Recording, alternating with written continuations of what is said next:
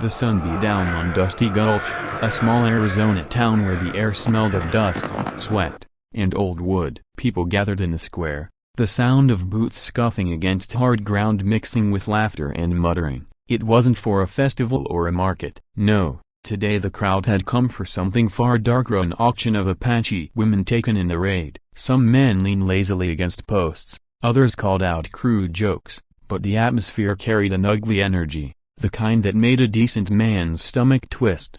Among the women brought forward, one stood apart from the rest. She did not cry, did not beg, and did not avert her eyes. Her long black hair glistened in the light, braided neatly down her back. She carried herself like a queen stripped of her throne yet unbroken. Her gaze was sharp, unflinching, and dangerous, even in chains. She was a Hyoka. Though the crowd saw her as a prize, she refused to be diminished by their eyes. The auctioneer, a rancher named Walt Harker, bellowed to the crowd as though selling cattle. Strong as any man, healthy as a horse, and finer looking than most women you'll ever see. "Who'll start the bidding?" The crowd erupted in jeers and laughter. Some men whistled, others shoved each other forward, eager to show their coin. Ahyoka's face didn't change. She stood silent, chin high, eyes blazing, as if daring them to meet her stare. $50, shouted a man with a crooked grin. 60, barked another,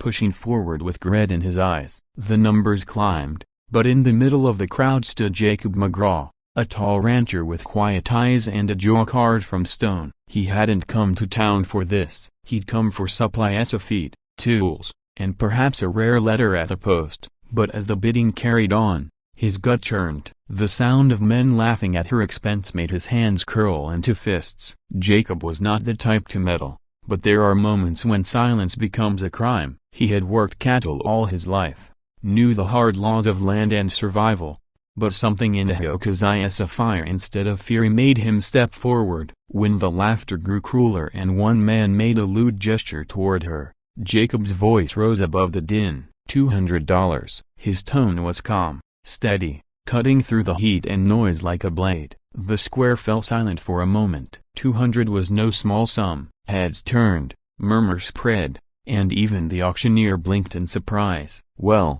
looks like we got a serious buyer here." Walt Harker laughed, but the crowd had lost some of its heat. Men muttered about wasted money, about fools who didn't know better, yet none dared raise the bid higher. Jacob's stance, tall and unyielding, was enough to warn them. He wasn't a man to be trifled with. "Sold." Harker slammed his gavel, dust rising with emotion. The crowd clapped, some sneered, others shook their heads. To them, it was another transaction, another day in a lawless town. But to Jacob, it was something else entirely. He walked forward, cutting through the cluster of men, and when Ahyoka was shoved toward him, he caught her steady. Her wrists were bound tight, the rope biting into her skin. Jacob pulled out his knife and cut them free himself, his voice low so only she could hear. "You're free from him now." Ahyoka did not thank him. She did not soften. Instead, she raised her chin even higher, her dark eyes locked on his, unreadable and sharp. Freedom was not something given, it was something taken, earned, fought for. Could a man truly buy it for her? She wasn't sure. She studied him the way a hawk studies prey, wondering whether this new captor was any different from the last. Her silence weighed heavier than words. Jacob led her away from the square, ignoring the muttered comments behind him. He felt their stares on his back but didn't care. The woman walked beside him, not behind, her steps firm despite the heat. When they reached his horse, he offered her water. She hesitated, then took it, but only after watching him drink first. She was cautious, wary, her pride intact even in thirst. Jacob respected that. He saddled the horse and helped her mount, though she moved as though she needed no help at all. The ride back to his ranch stretched across miles of desert. The sun burned low in the sky, painting the horizon in streaks of red and gold. Neither spoke. Jacob kept his eyes on the trail, but often he found himself glancing at her. She sat tall, balanced, her expression calm, but her eyes never stopped moving.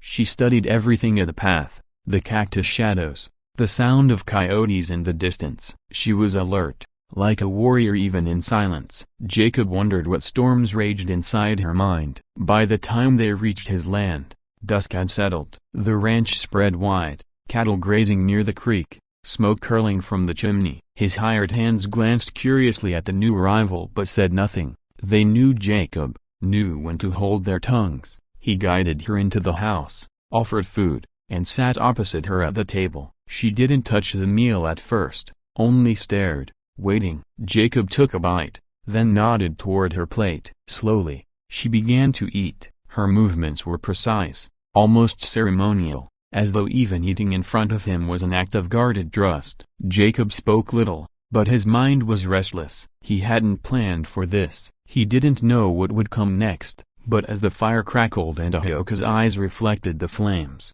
he realized something had already begun. She was not like anyone he had ever known, a fierce, proud, untamed. He hadn't bought her to own her. He had bought her to save her from worse. But whether she would believe that, only time would tell. That night, Jacob lay awake listening to the wind. He wondered if she would run. Part of him thought she might, but another part believed she would stay, if only out of curiosity, for Ahioka had looked at him differently than the Rista she had measured him, weighed him. He didn't know her judgment yet. He only knew that his life, quiet and predictable, had shifted the moment he raised his voice in that square. Tomorrow would bring answers. For tonight, all he had was the silence between them. The morning sun rose over the hills, casting a warm glow across Jacob's ranch. The roosters crowed, and the cattle stirred in their pens, but inside the quiet house, the air remained heavy with unspoken thoughts. Ahioka had woken early, long before the hired hands, and was already outside when Jacob stepped onto the porch. She was gathering water with swift, practiced movements, her posture tall and unbending. She did not wait for instruction, nor did she appear lost in this new world. She worked as though she belonged to herself and no one else. Jacob leaned on the porch post, watching quietly. He had expected resistance, maybe even fury, but instead she carried out the morning tasks with calm efficiency. His men, Tom and Reed, whispered about her as they went about their duties. "She knows horses better than I do," Reed muttered, surprised after she calmed a skittish mare with nothing more than a low hum. Tom only shook his head, respect flickering in his eyes. It was clear she was no helpless captive. By noon, Jacob found her near the barn, repairing a leather strap with steady hands. Her movements were precise, deliberate, showing knowledge far beyond what he had expected. He approached slowly, careful not to intrude. "You've done more in half a day than most new hands manage in a week," he said. She glanced up, her expression unreadable, then returned to her work. He wasn't sure if she took it as praise or something else entirely. She had built a wall of silence, and he wasn't about to force it down. When evening fell, the desert wind cooled the air, carrying the faint cries of coyotes. Jacob sat near the fire outside the house, his hat tipped back as he sharpened a blade. Ahioka appeared without sound, her shadow stretching across the dust. For a long moment, she stood silently, watching the fire. Then she spoke, her voice calm yet steady. "My name is Ahioka." The words seemed to carry weight, as though speaking them in this place was an act of reclaiming herself. Jacob lifted his head, meeting her gaze. "It's a good name," he said softly. She studied him, her dark eyes searching his face as though trying to uncover the truth behind his calm exterior. Finally, she asked the question that had lingered since the auction. "Why did you buy me?" Her voice carried no gratitude, no accusation, only a quiet demand for honesty. Jacob placed the knife aside and leaned back against the fence rail. "Not to own you," he replied, "not to keep you in chains. I did it so no one else could." Her eyes narrowed slightly, as if weighing his words against the memory of men who had lied before. The silence stretched, heavy as the desert night. Then she asked another question, her tone sharper. "What am I in your house?" Jacob took a deep breath, choosing his words carefully. "Not a slave," he said firmly. "You can leave if you wish. You owe me nothing. But if you stay," a broken bar. He paused, meeting her gaze directly. "If you stay, then you are my wife." The words hung in the air, simple yet profound. For Jacob, they were not a claim of ownership but a vow of respect. For Ahioka, it was something she had never heard from a man before. She stood still, stunned by his declaration. All her life, men had sought to control her, to claim her body and her freedom as theirs. Yet this man had spoken differently. He offered partnership, not chains. Her heart raced, though her face betrayed little. The idea of becoming his wife, of sharing a place in his home as an equal, unsettled her. But it also stirred something long buried, a hope. She turned her face to the firelight, letting its glow hide the flicker of emotion in her eyes. Jacob said nothing more, giving her space to think. That night, she sat by the fire while Jacob prepared coffee, the rich scent rising into the cool air. Neither spoke for some time. Instead, they listened to the night, of the crackle of flames, the rustle of leaves, the distant howl of wolves. For Ahoka, silence was familiar, a shield. But now it felt different. It wasn't the silence of captivity. It was the silence of choice. She glanced at Jacob, noticing how he didn't crowd her, didn't demand answers. His presence was steady, patient. That patience unsettled her more than cruelty ever had. Days turned into weeks, and Ahoka remained at the ranch. Each morning, she worked alongside the men, and soon they stopped whispering. They treated her as one of their own, not because Jacob demanded it, but because she earned it. She moved with quiet authority, teaching them how to track game better, how to listen to the land instead of forcing it. The ranch grew smoother under her touch, as though her spirit had woven into its soil. Jacob watched all this silently, a quiet pride growing in him. She was more than he had imagined the day he stepped into that auction. Yet trust is not built overnight. There were moments when Ahoka's walls rose again, when she flinched at the sound of raised voices, or when she disappeared into the hills for hours, returning only after sunset. Jacob never stopped her, never questioned her. He knew freedom meant choice, and choice meant allowing her to come and go as she wished. Each time she returned, she studied him a little longer, as though searching for cracks in the foundation of his promise. And each time, she found none. He remained steady, his word as strong as the desert stone. One evening, as the sky blazed orange and purple, Jacob found Ahoka sitting by the creek. The water shimmered in the fading light, and she was humming softly in her own language. He approached carefully, not wanting to intrude. She turned her head, acknowledging him with a glance but not with words. He sat beside her, letting the quiet of the moment stretch. Finally, she spoke. "Among my people, names mean more than words. They are stories, promises. Do you understand?" Jacob nodded slowly. "I reckon I do." She looked at him then,